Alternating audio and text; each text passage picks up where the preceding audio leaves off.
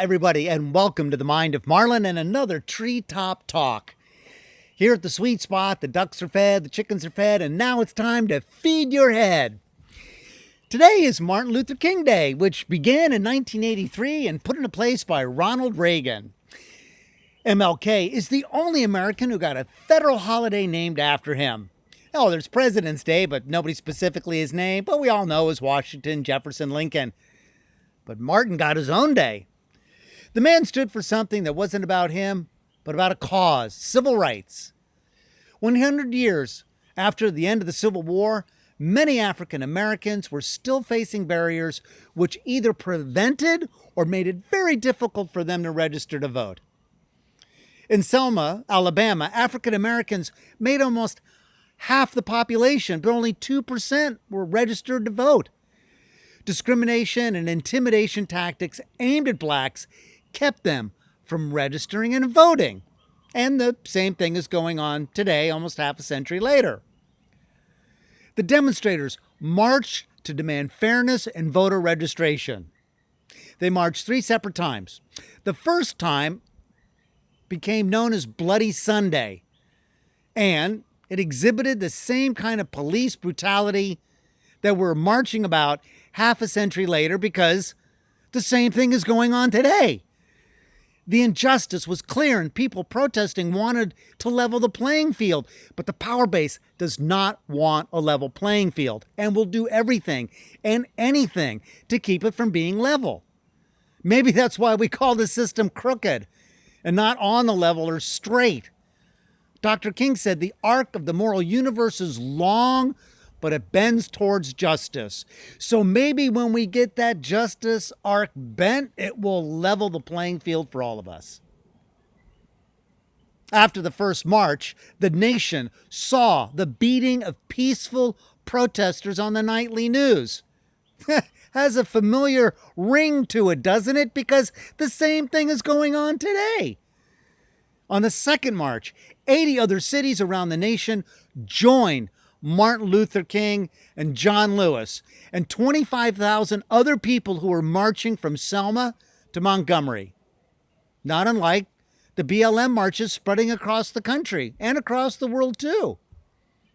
Now, a few years earlier, Dr. King was in Hawaii as part of the statehood celebration on August 21st, 1959, and spoke at the Iolani Palace, the first special session where he addressed Hawaii's House of Representatives, their first session.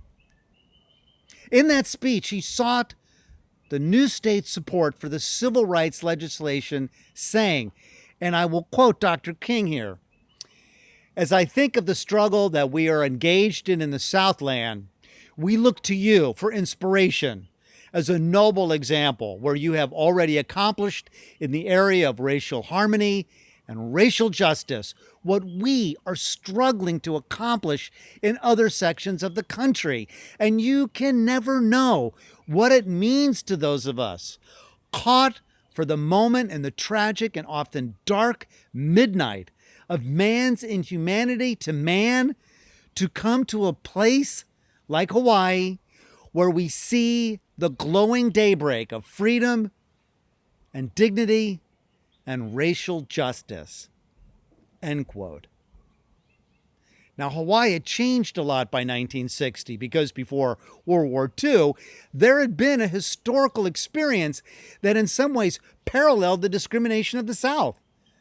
There was a very segregated society in Hawaii, with segregation in housing, in employment, and to some extent in public accommodations.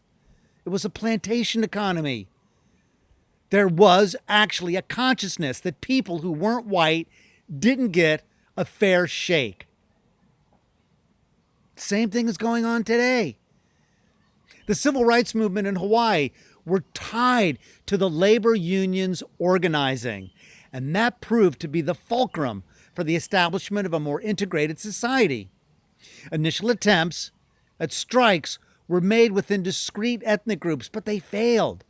The labor movement realized that racially or ethnically exclusive organizing in unions wouldn't work. It was only when, as a strategy, they realized they were all brothers under the skin that they started to have success. On the third march from Selma, there was a Hawaii delegation that showed up and made a banner that read, "Hawaii knows integration works." With pride, the Hawaii contingency held up the 50th state as the future face of America filled with rich cultural diversity. It is more than a hello or goodbye. Aloha, the spirit of aloha, is the unconditional regard for your fellow human being. The Hawaii delegation brought flower leis, which were worn by King and his associates, as seen in this picture. King thought Hawaii exemplified racial diversity, living in harmony. Unlike the melting pot point of view, here it's the salad bowl point of view. Everybody maintains their cultural identity. You know, you got your carrots, your cucumbers, your celery, and it's the dressing, the law, and the markets that binds us together.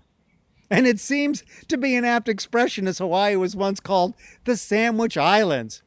Would you like soup or salad with your sandwich? Would you like racial justice as a main course or as a side dish?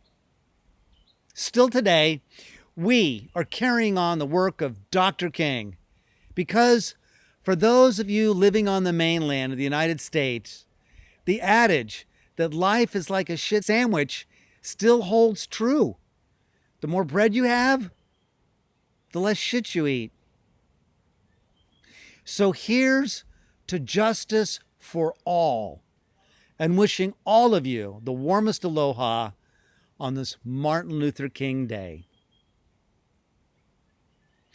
Namaste, no mistake. Aloha, everybody, and we'll see you next time.